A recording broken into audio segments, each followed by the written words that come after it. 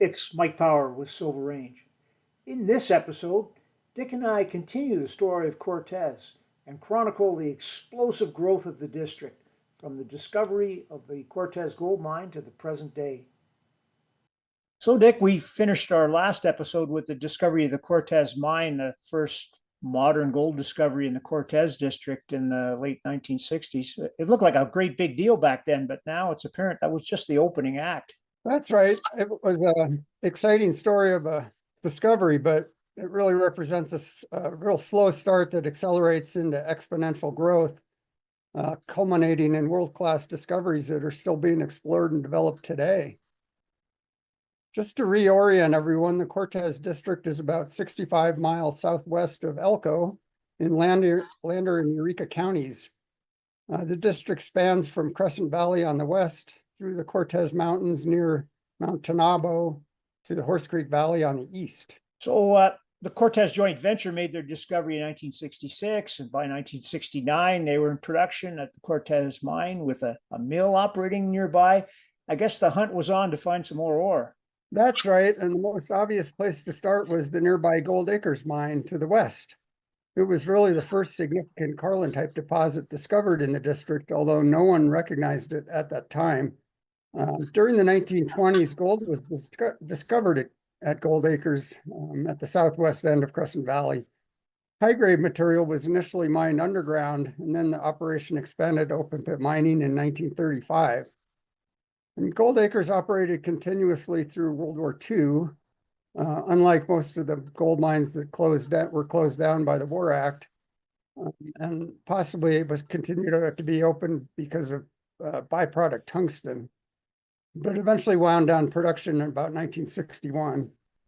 And it was one of the largest gold mines operating in Nevada in the 1950s. I remember from our earlier episodes you saying that Gold Acres played an important part in the recognition and discovery of Carlin deposits. That's right. John Livermore visited Gold Acres in the early 1960s and had discussions with the mine manager, Harry Bishop, about disseminated gold deposits and where they might be found. And Harry suggested he might look farther north and check out the Lynn Window, which of course led to the discovery of the Carlin deposit and the other huge gold deposits found along the Carlin Trend. This is all kind of ironic when you consider they were standing on another Carlin-type district almost as large and potentially larger than Carlin when he gave John that advice. Well, I guess the best of us can't win them all. So with Cortez in production, the CJV turned their sights on Gold Acres and headed west? Yeah, the CJV signed an agreement with the Gold Acres owners in 1969, which required them to complete the necessary assessment work on the Kelly Maloney property. In 1970, they completed another agreement which allowed them to undertake exploration work on a property called the London Extension. Both of these properties were acquired a couple years later in 1972 and actively drilled through 1973. And in 1973, a drill indicated reserve was defined to the south of the existing North Pit. Mineable reserves that they drilled out were 1.6 million short tons of 0.106 ounce per ton gold.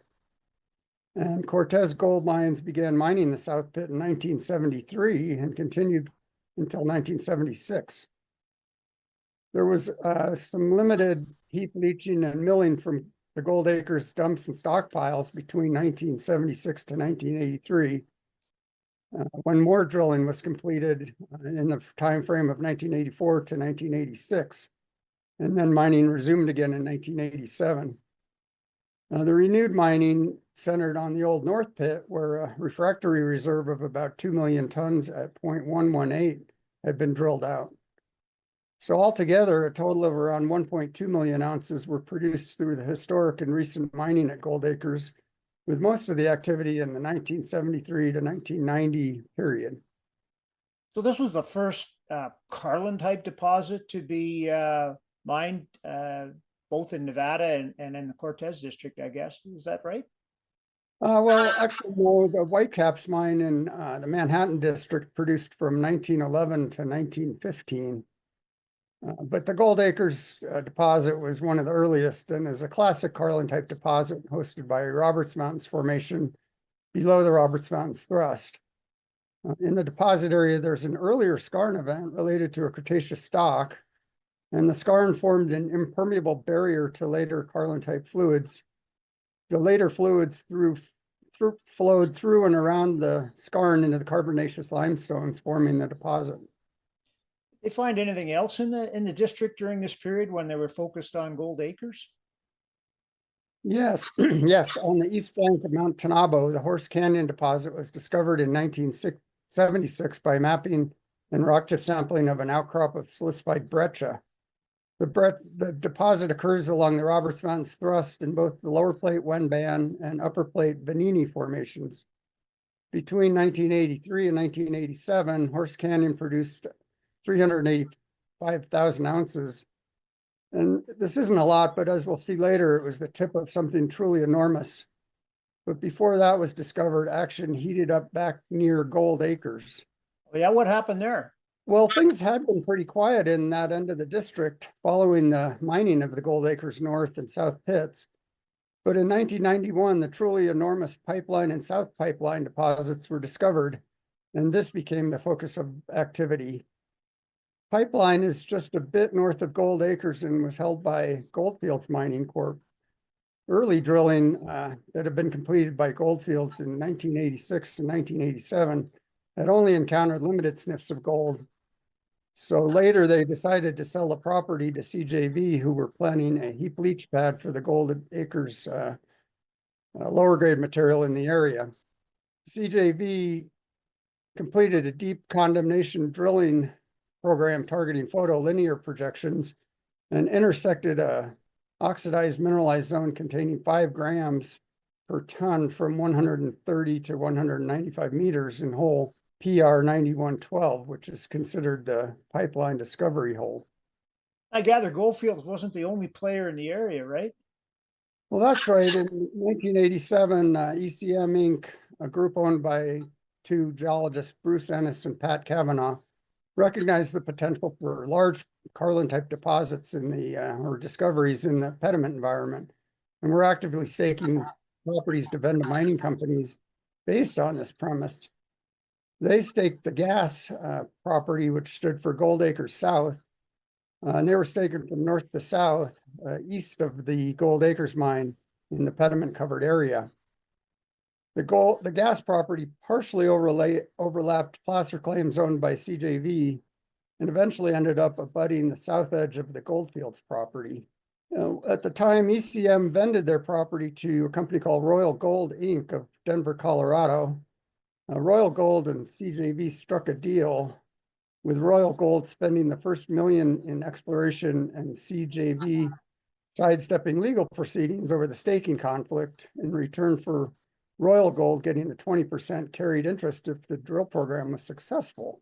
And it was. In their second hole, Royal Gold hit anomalous gold, which was highly encouraging. And in the second and third round of drilling, they continued to hit long intersections of low-grade gold. And they actually reported the quote, discovery of a sediment-hosted gold deposit, unquote, in 1988. Unfortunately, they found it increasingly difficult to finance the program. They tried taking on a partner, Gold Bounty Resources, when they had started, but Gold Bounty had to drop out after the 1987 market crash. Royal Gold kept at it, but in the face of increasingly difficult markets, ended up selling the property to the CJV in 1991. I've heard of a Mexican prospector's blessing that runs, "May your life be filled with lawyers." I think it's based on the premise that any good discovery will trigger a lawsuit. And I gather that was the case at Pipeline. Yeah, the Pipeline discovery hole was drilled in March of 1991, and that resulted in a series of lawsuits between the Cortez JV, Goldfields, ECM, and Royal Gold. Royal Gold and ECM settled quickly. Royal retained a royalty interest, thus beginning a long and prosperous business model as a premier royalty company. I knew Pat Kavanaugh as well with ECM, and initially became interested in meteorite hunting before he had a long, successful career managing the mineral interests on the largest private land ownership in the Western world. He's also a successful author and a notable family man. And in fact, I'm going to buy his book, which is titled All That Glitters. I'm not sure how the Goldfields lawsuit ended, but it dragged on to at least 2001. So, Dick, by this point, we have Gold Acres, the North Pit, Gold Acres, the South Pit, Pipeline North, Pipeline South. But wait, there's more, right? They continued to explore, and the Crossroads deposit was discovered in 1992 in the vicinity of Pipeline and South Pipeline. The deposit was found when mineralization was detected in a hydrology hole designed to collect data for a pipeline dewatering study. Drilling throughout the end of the decade identified over 9 million ounces of gold. So Pipeline has turned out to be a truly enormous deposit. Yes, Pipeline was discovered in March of 1991 and initially contained a resource of 5 million ounces of gold and has proven to be a massive Carlin-type deposit. It's hosted in the Horse Canyon, Windfall, and Roberts Mountains formations and is controlled by high-angle faults and low-angle duplex zones. The South Pipeline discovery rapidly followed the Pipeline discovery in November of 1991. And South Pipeline had a reported initial resource of over 4 million ounces of gold, and it consisted of 2 stacked zones, an upper zone and a lower zone. The discovery hole by CJV was that they drilled in November was targeted using photolinear projections interpreted as high-angle faults.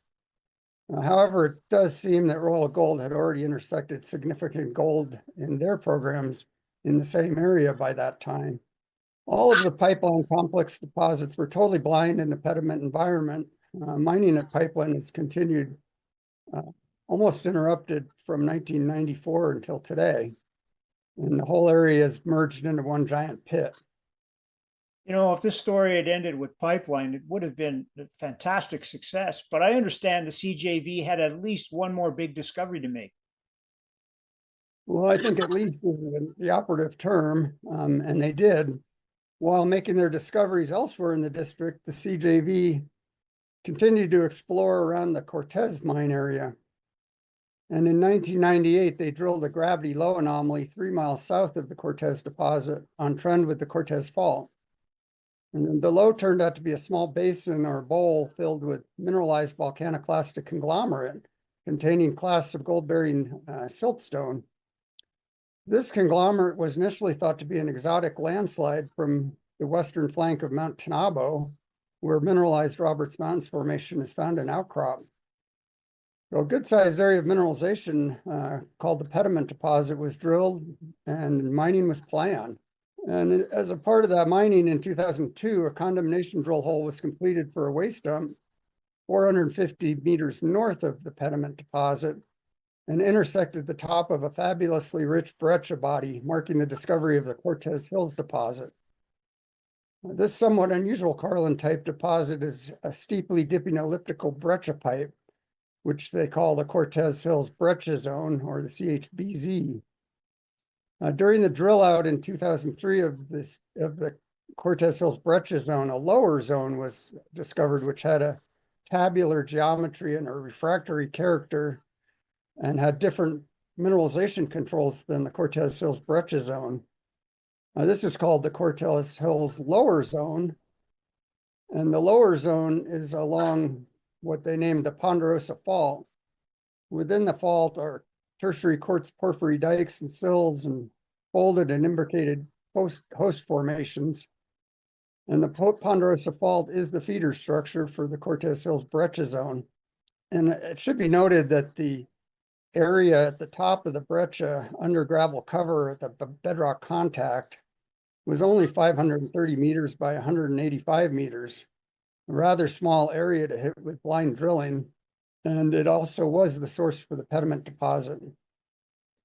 Mining at Cortez Hills began in 2008 and continues today at the Cortez Hills underground operation, where the deposit, I believe, still remains open on strike. So Cortez Hill was the last hurrah for the CJV? Not exactly.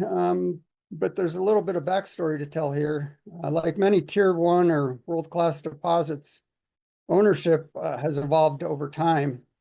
The Kennecott joined the CJV, operated by Placer between 1980 and 1983, and eventually earning a 40% interest. Barrick Gold bought Placer Dome in 2006 and then took over as the operator. And Barrick bought out the Kennecott interest from Rio Tinto in 2008, became the full owner of the CJP. Finally, in 2019, Barrick and Newmont formed the Nevada Gold Mines with Barrick as operator of all of the Nevada operations of the combined companies. The area of operations covers most of the Cortez District, but not all. And as we'll see, Barrick had some great success ahead of it in the district. Where did they start? Well, in 2004, before Barrick arrived, CJV had drilled an area known as Red Hill. This is on the east flank of Mount Tenabo below the Horse Canyon deposit. Their drilling returned intercepts of greater than 15 meters at 10 grams per ton. They also drilled an area named ET Blue, 3.5 kilometers further south down Horse Canyon, with some initial anomalous results. When Barrick took over, they followed up these results and commenced a large drill program, resulting in a 1.58 million ounce resource at Red Hill. Perhaps more importantly, Barrick spent a considerable effort reinterpreting the stratigraphy of the area and recognized an auriferous sulfide horizon in the Wenban Formation, as well as structurally controlled mineralization at the Roberts Mountains Thrust. They tested this hypothesis with a bold 1,370 meter step-out hole south of Red Hill in late 2009, and that hole returned 20 meters at 27.8 grams per ton from a depth of 388 meters. And the new Goldrush zone was announced, which contains over 11 million ounces of gold. Goldrush now contains about 79% of the current resources at Cortez and is in development as an underground mine. Now, Dick, rumor has it you were poking around Goldrush for Pegasus before Barrick made the discovery. Are you going to make me sorry? I'm going to have to tell this story, I guess. But back in 1991, I think it was, I was with Pegasus Gold, and we leased one of ECM's pediment properties south of Horse Canyon. It was somewhere in the vicinity or maybe even on top of Goldrush. Back then, we had to spend money on the property as assessment to hold the claims. The deal was done in July, and I scrambled to get a rig in time to meet the September 1st assessment deadline. And the only rig available was Greg Austin's Saga Exploration's buggy rig. I believe this was the first one of its kind in Nevada. It was probably about half the size of a modern MPD 1500 Explorer. Now we got it out there and it was a total disaster. The rig did not have a big enough compressor to drill the alluvium. We could not get the holes completed and end up drilling holes that were all less than 250 feet and never got out of alluvium. I guess close, but no cigars, they say. Anyway, more recent exploration has shifted to the northern end of Goldrush. Here, the same favorable stratigraphy extends beneath the Roberts Mountains Formation, or thrust, excuse me, to the north, with the next stop being the Crescent Fault, 5 kilometers to the north end of Goldrush. This is where Barrick discovered the 4 Mile deposit. As of November of 2024, resources at 4 Mile stood at 1.5 million ounces or so, but the gold grade is 14 grams per ton, which is much higher than the Goldrush grade, perfect for an underground operation. Finally, Barrick did go back and had a look at the old Tenabo mining district north of Pipeline on the west side of the Crescent Valley, which was owned for a long time by a company called Coral Gold. As you might recall from our previous video, Tenabo was the site of a silver rush and then fairly extensive gold placer mining in early 1900s. Barrick bought Coral in 2016 for 15.75 million and in cash, as well as a share deal and a sliding scale royalty. This is now the Robertson deposit, and NGM has just completed a final environmental impact statement for an open pit mine and got a record of decision, which was published in November of 2024. It strikes me this story isn't over yet by a long shot. I think you're right, but future success is going to continue to require some imaginative thinking based on sound geology and a lot of drilling. Some of it probably is going to have to be quite deep. Any lessons we can take away from all of this, Dick? Yeah, I think there's quite a few. As usual, these old districts seem to continue to give. So if possible, focus on where the old timers found gold. I really like the part of the story where Barrick geologists re-examined the geology and refined their targeting criteria and updated their model. We need to evolve with time and new information. I think the fact that they had a large land position has enabled the district to be systematically explored over a long time frame, which obviously has been helpful and successful. And being an Elko person, I know from my relationships with their geology group that they had a very strong, consistent geology team for a long time. And they were obviously committed to exploration over many years. So the strong team is always an important component of success. Finally, probably it goes without saying, always assay your condemnation and hydrology holes. It's going to be hard to top this one, Dick. Where should we head next? Well, I don't know, but I'm pretty thirsty after this. So how about to the bar? Great. See you there. Thanks, Dick. Well, at the bar, Dick and I decided that next time we'd head north and have a look at the mine that made Barrick.